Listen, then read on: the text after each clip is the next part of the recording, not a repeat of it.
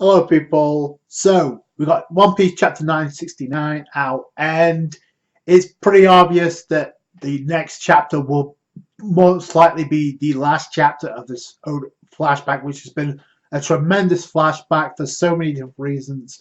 But you can tell Oda wants to wrap this up. It was obvious last chapter, but now with all the time skips we got, which is where Goldie Roger gets executed, and we find that out in this chapter, so there's an effort by Oda. Yeah, it's an important flashback. We do need to get into the present time. We begin the chapter with Kozuki Oden storming Orochi's palace. And just as he's about to attack Orochi, we do have a panel of Toki and Mitsuki saying, don't do it, because if you get this angry over something this trivial, the enemy will obviously likely respond, being Kaido. He's also about to attack Orochi, but out of nowhere, a member of the Kurozumi clan, we come to find out this is a priest, Semimaru Kurozumi. So there's another one besides the witch that we've seen of the Kurozumi clan, and we find out this priest, Semimaru, has the barrier fruit, Bartolomeo's current devil fruit abilities. So that's pretty cool. It's not just that witch who has the main fruit. Obviously, Banclay's devil fruit ability. No, it's also Bartolomeo's devil fruit having some huge impact, or at least some type of impact in Wano. So that's pretty cool. Obviously, he's not getting through that barrier. It protects Orochi, which explains why Orochi's still alive. Introduced to the witch finally as the whole hag, Kurozumi Higurashi. So, and who's been planting the seeds in Orochi, who's been the catalyst for most of this, in fact, was in fact the imposter of Sukiyaki, the previous shogun that allowed Orochi to become the shogun, manipulated his way, manipulated the public. And what's really messed up is while this is going on, in the background, you have the people of Wano cheering on Oden. Like he's going to do something, but the reality is, even though, obviously, Higurashi showing Oden what they did by impersonating Sukiyaki, and Oden's reaction is exactly the same as Luffy's when he sees an ability. In fact, if you remember, it's actually the similar expression he gave back when we first got introduced to Mr. 2. So that was pretty interesting. Other than that, they revealed the plot of them overseeing the previous shogun Sukiyaki, making Orochi the shogun, and Oden not having any power. It's like, I want that title back, which kind of begs the question. Before this flashback even began, when we saw on the Oro Jackson, we're talking to Roger, we know he got a document about becoming the shogun. So was that Orochi's doing to lure Oden back into Wano? Higurashi and Semimaru apparently the catalyst for us all, and now Orochi in power. Oden can't do anything. Only 2 poisoned arrows were shot into the crowd.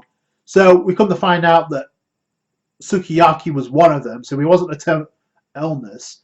No, he got shot by the poison arrow. My second question is, are these the same arrows that pierced Tokiyama Tsuki's leg? Because we know she has a scar, but by protecting Momonosuke. So if she got hit with these arrows, she may have got poisoned as well. So I don't know if that's the same poison arrow that hit Lady Toki, because we know she got hit by an arrow, which we don't know if it was poisoned. And we get the description of a giant dragon soaring through the sky, and we know this means Kaido. So after that, they kept counting fierce. Now, whatever happens, so whatever they discussed is off screen to the public and to us, because the only one who's found out what was said was Shinobu. Eavesdropping on the real conversation here.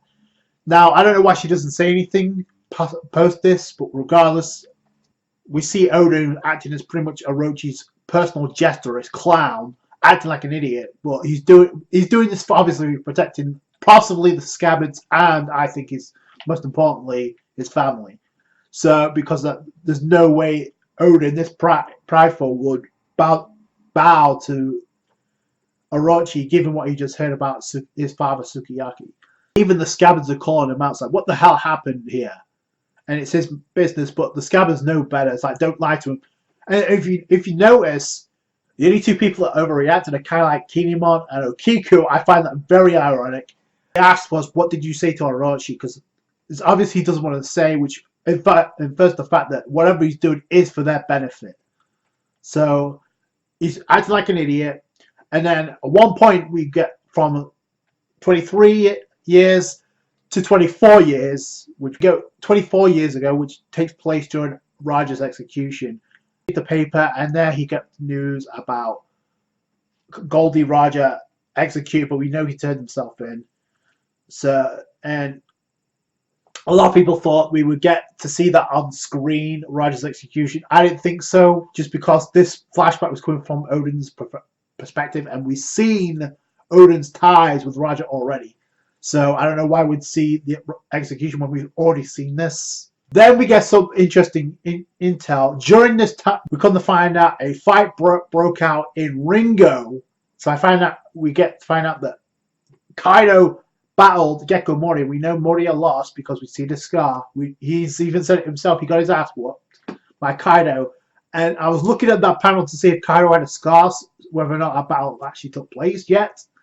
But it's clear, I can't really tell, but I don't think that battle's happened at all. Either way, we know Moria lost. What we do know is Gekko Moria does get his hands on the sword Ryuma, which was actually acknowledged in this chapter, so that's pretty cool. At the same time, the great sword of God, Ryuma, was robbed. So that may be the reason he came to Wano in the first place.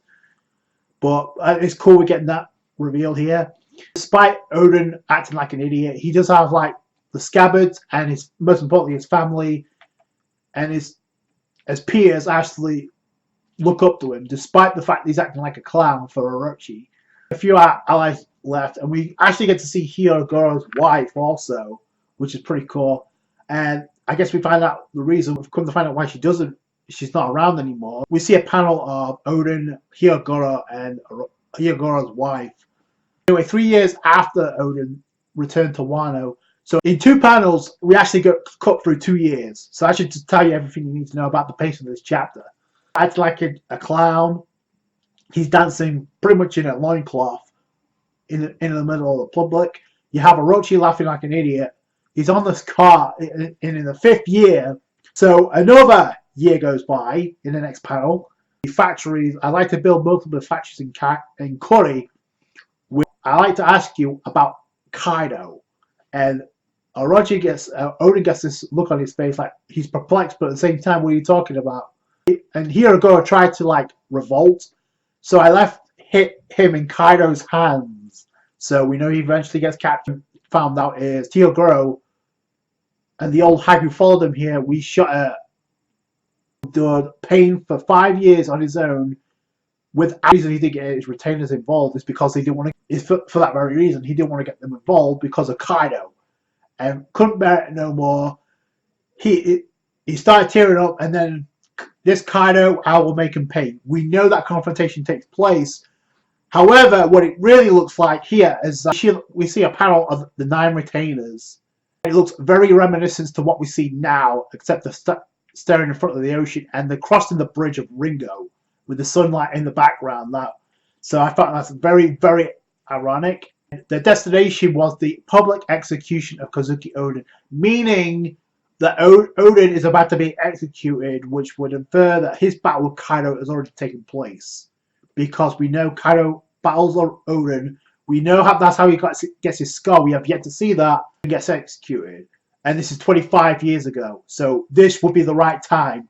So it's not like there's any more time skips involved here. So the next chapter could very well be the last chapter of this flashback. We should be getting Kaido versus Kozuki Oden, given what we have now. But it looks like that's going to be a flashback because I'm pretty sure isn't the order of events Oden battles Kaido first and then he turns himself in. So this is what's going to lead to the events of Tokiyama Suki sending Momonosuke and the Scabbards into the future. So this is it. So what ends up happening with Oden versus Kaido, Orochi being the scumbag as he is. It was really cool to see how we got not only Higurashi introduced as the old witch from the Kurozumi clan, but also Semimaru introduced with the fact that he previously had Bartolomeo's Devil Fruit, the Barrier Fruit. I thought that was so cool how that was introduced. We should be getting the fight between him and Kaido, unless Oda wants to off-screen that.